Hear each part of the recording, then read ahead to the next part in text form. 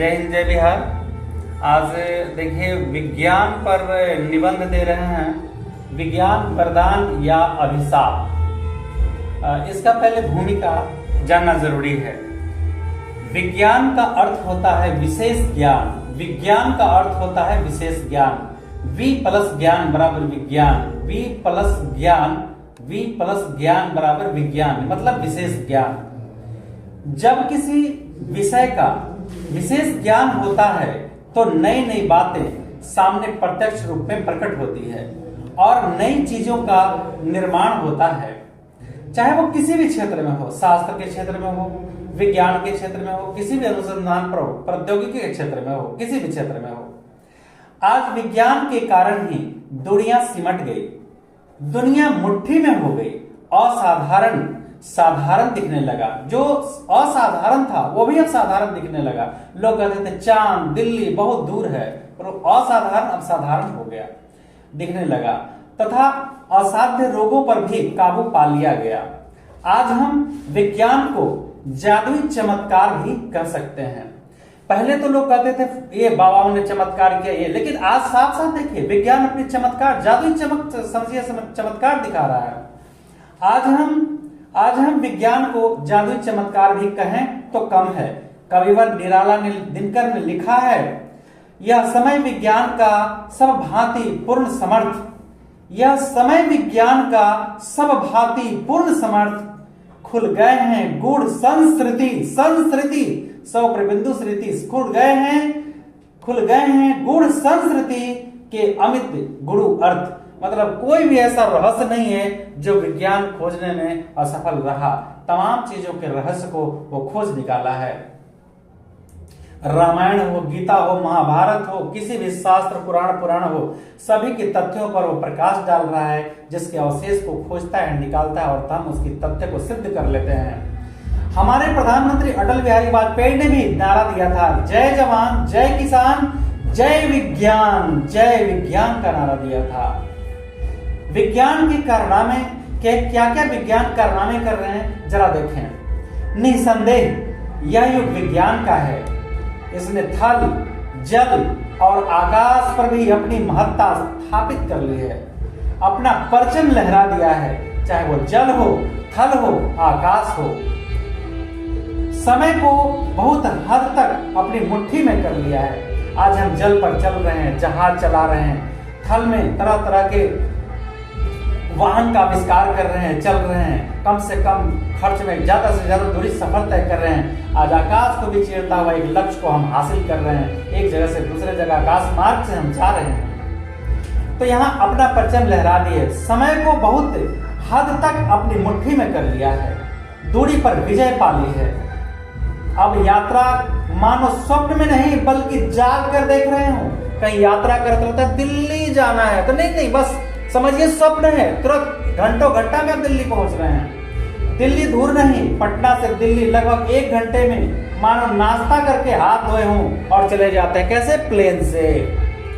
स्वप्न में किसी को देखना नहीं, न बातें करना, बस बटन दबाओ, देश विदेश में रह रहे अपने परिजनों से साक्षात बात कर लीजिए। आप बटन दबाइए और वीडियो कॉलिंग पर बात करते हैं। यह सब विज्ञान की देन है।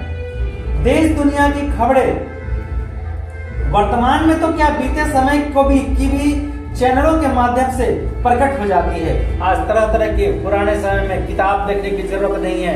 प्रेमचंद की कहानी हो या झांसी की रानी की कहानी हो, किसी तरह के या फिर दिव्य महाभारत की कहानी हो या रामायण की, हर कुछ बनाए हुए सिस्टम से हम चैनलों पर देखते हैं और उसकी आनंद लेते हैं और उसे सीखते हैं। और सिखाने का गुरु का काम कर रहा है हमारा दूरदर्शन चैनल।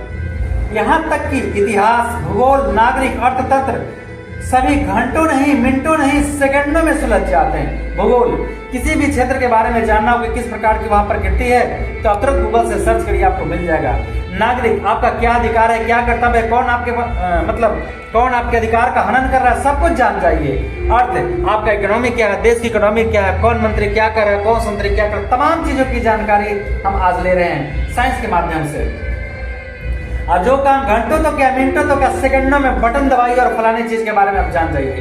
कंप्यूटर तंत्र के कंप्यूटर के माध्यम से आज विज्ञान ने हर कुछ इतना आसान कर दिया है कि सुबह का चाय पानी के अंदर पनडुब्बी में हम चल रहे हैं, सुबह में हम चाय पी लिए हैं और पनडुब्बी से उतरे जहाज से और नाश्ता मुंबई एयरपोर्ट पर मतलब मुंबई बंदरगाह पर उतर गए और वहां पे आराम से हम नाश्ता किए और भोजन आके पटना में कर लेते हैं। तो पानी के अंदर चाय, नाश्ता मुंबई में और भोजन हम चाहे पटना में आके कर लें, बस 1-2 घंटे के अंदर पटना पहुंच जाते हैं। इस तरह से सुबह 10 बजे और 12 बजे का ब्रेकफास्ट के बाद सीधे डिनर।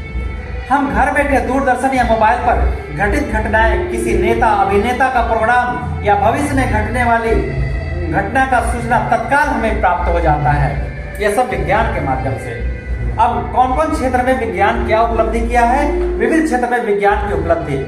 विज्ञान ने सिर्फ यातायात या मनोरंजन या सूचना प्रौद्योगिकी के क्षेत्र में ही नहीं सिर्फ महारत हासिल की है, बल्कि कृषि के क्षेत्र में भी महान क्रांतिकारी परिवर्तन किए हैं। मिट्टी की जांच कर मतलब उसका हम पीएच मान के याद कर लेते हैं कि कौन से खेत में कौन सा उर्वरक डालना है और विशेष पैसे की हमारी बचत हो जाती है।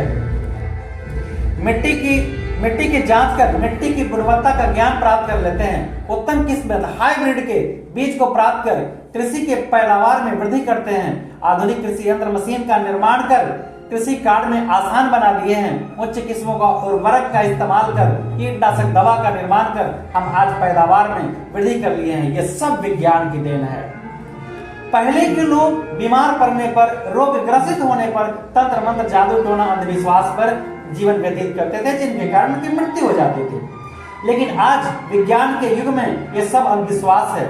आज मलेरिया, हैजा, फलेरिया, पोलियो, टीबी, कुत्ते का काटना, सांप का काटना जैसी बीमारियों तो क्या, कोरोना को भी दुम दबाकर भागना पड़ा। यह सब जिसका इलाज ढूंढ निकाला झोला छाप बाबाओं का नहीं है देन है, यह विज्ञान का चमत्कार है। रक्तचाप या मधुमेह मानो उंगलियों का दर्द जैसा है। रक्तचाप, ब्लड प्रेशर और जो शुगर का रोग है वो समझिए उंगली में दर्द हो रहा है, ऐसा है क्यों? क्योंकि अब इतना ही नहीं भैया, रक्तचाप मानो उंगलियों में दर्द जैसा है। क्यों भाई? क्योंकि अब तो हृदय आघात पर भी नियंत्रण होने वाला है। जो हार्ट अटैक होता है ना उस पर भी हम नियंत्रण हो जाएगा। यह मेरे विज्ञान का दिन है। विज्ञान ने बीमारियों पर ही नहीं, ऐसा लगता है मानो प्रकृति को भी अपने काबू में कर लिया है। जब गर्मी के बेहाली में एयर कंडीशन के अंदर मानो शिमला या मसूरी में निवास कर रहे हो ऐसा महसूस होता है। अब गर्मी कहां, हीटर लगा दीजिए ठंड दूर, एयर कूलर एसी लगा दीजिए गर्मी दूर। अब आगे देखिए क्या है, डायनामाइट के आगे पहाड़ भी भीगी बिल्ली सी बन गई है। डायनामाइट लगा दिए पहाड़ उड़ जाएगा। अब पहाड़ की औकात क्या है?